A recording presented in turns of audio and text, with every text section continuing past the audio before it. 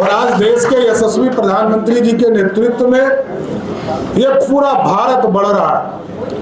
और किसी ने भी सोचा नहीं था इस देश में कि 2014 में जो प्रधानमंत्री नरेंद्र मोदी जी बने, उसके पहले का भारत और आज का भारत फर्क स्पष्ट दिखता है।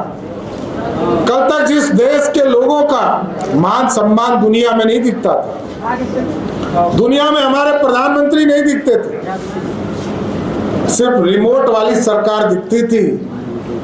आज हमारे प्रधानमंत्री भी दुनिया में दिखते हैं और दुनिया में भी डंका सिर्फ भारत का बजता है, वो सिर्फ भारत के लोगों की कृपा है।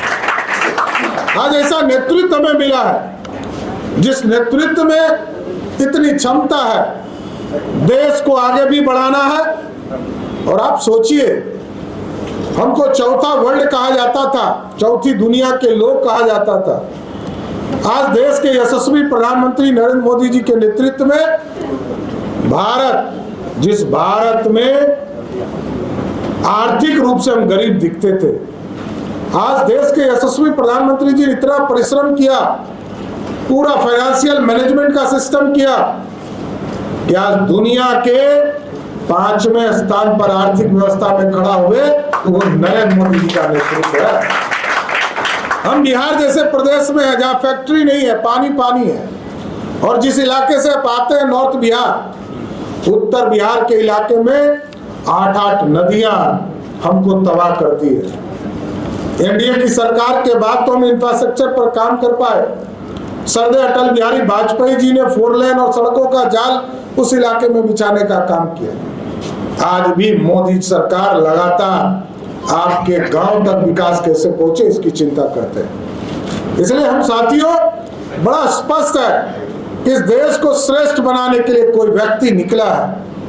आज इसके पहले तो कई प्रधानमंत्री हुए देश में, लेकिन जिस तरह नरेंद्र मोदी जी ने सपना देखा है 2047 का भारत, आज हम 5वें स्थान पर हैं। मोदी जी का सपना है 2047 के पहले दुनिया के सबसे बड़ी ताकत बनना है, तो हमको आगे ले जाना पड़ेगा। और गरीबी, कल नवादा की पावन धरती पर उन्होंने स्पष्ट तौर पर कहा कि हम सत्ता में मौज करने नहीं आए, सत्ता में तब तक संघर्ष करते रहेंगे, तब हमारा काम पूरा होगा जब एक गरीब हमको मुख्य धारा में और अमीर बनने का काम, सपना इस देश में पूरा होगा। अभी गरीबी को हराना है। और आपने देखा किस तरह भारत के लगभग 80 करोड़ लोगों को जब कोरोना की स्थिति बनी, लोगों को खाना नहीं मिल रहा था, रोजगार नहीं मिल रहा। आज देश के यशस्वी प्रधानमंत्री जी ने कहा 80 करोड़ लोगों को पिछले 4 वर्षों से मुफ्त अनाज देने का काम मोदी सरकार करे। खाने का भी चिंता मोदी सरकार कर रही है। और अब खाने के साथ साथ मोदी जी और नीतीश जी ने तय किया है कि बिहार के 8 करोड़ से अधिक लोगों का यदि वो बीमार पड़ जाए तो उसके इलाज कराने के लिए भी 5 लाख तक की व्यवस्था मोदी और नीतीश कुमार के आयुष्मान भारत के माध्यम से करने का काम किया जाए।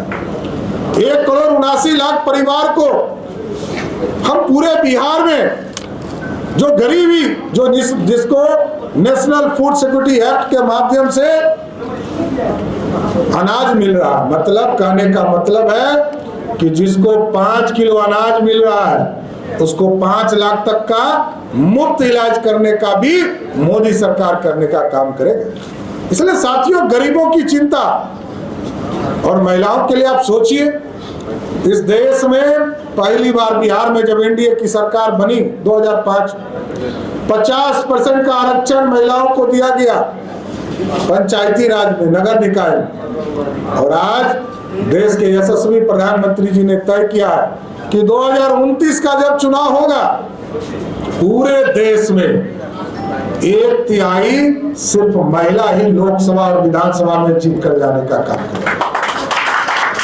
महिलाओं का सम्मान बढ़ाने का काम किया जाए। इसलिए साथियों, गरीब कल्याण का काम किया जाए, भारत को श्रेष्ठ बनाने का काम किया जाए। और दूसरे तरफ क्या हो रहा, दूसरे तरफ आरक्षण के नाम पर कुछ लोग अपनी पहले पत्नी को मुख्यमंत्री बनाते हैं, फिर अपने बेटा को उप मुख्यमंत्री बनाते हैं। वो क्रिकेट नहीं खेलता था, वो पानी ढोने का काम करता था।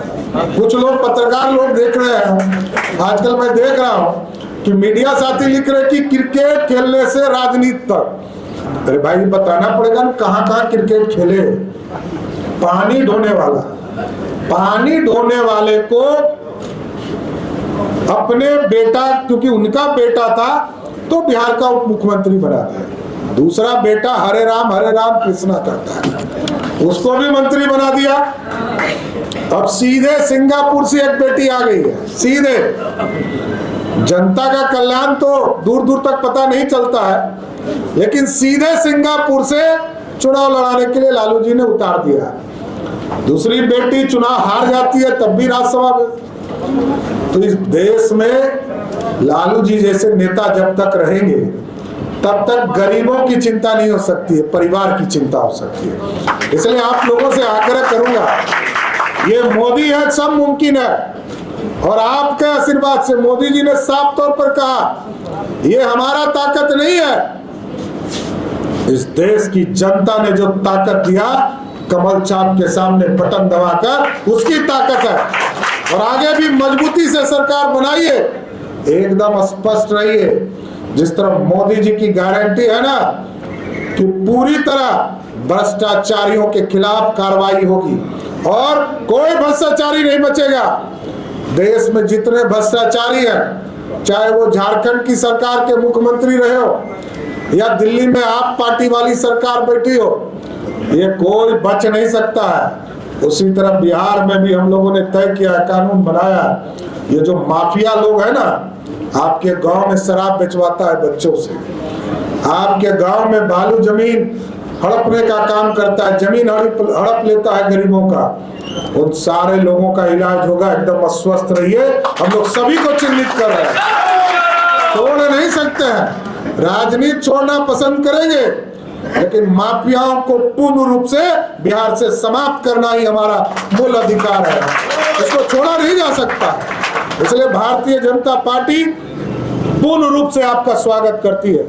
भारतीय जनता पार्टी बिहार को श्रेष्ठ, देश को श्रेष्ठ और दुनिया में कैसे भारत की डंका बजता रहे इसकी चिंता करता है। और लगातार आपने देखा, इतिहास हमारा गवाह, भारतीय जनता पार्टी अखंड भारत का सपना पंडित चाणक्य ने आज से 2000 वर्ष पहले देखा था और आज भी हम खड़े हैं। कश्मीर से कन्याकुमारी हमारा है, इसको कोई रोक नहीं सकता। कांग्रेस पार्टी के नेता लोग कह रहे हैं 371 धारा, उनको 370 याद नहीं रहता है, 371 धारा याद रहता है। अब सोचिए, अखंड भारत का सपना यदि कश्मीर से कन्याकुमारी तक जो हमारे नौजवान हैं, और बिहार के तो हजारों बच्चों ने कारगिल के युद्ध में या कश्मीर में अपने प्राणों की आहुति दिया, उस सब का कांग्रेस पार्टी अपमान कर रही है। इसलिए आज डॉक्टर आर.के. चौधरी जी, आदरणीय रामानंद राम जी, उपेंद्र प्रसाद जी 2 दिन पहले ज्वाइन किए हैं, सबका मैं फिर से स्वागत करता हूं। और भारतीय जनता पार्टी देश के विकास के लिए, बिहार के विकास के लिए, देश में भ्रष्टाचारियों को समाप्त करने के लिए और माफियाओं को पूर्ण रूप से समाप्त करने के लिए पूरी तरह कटिबद्ध है और आगे भी हम लड़ते रहेंगे। आप सभी लोग ज्वाइन किए, सबका स्वागत करते हुए अपनी बात को विराम देता हूं।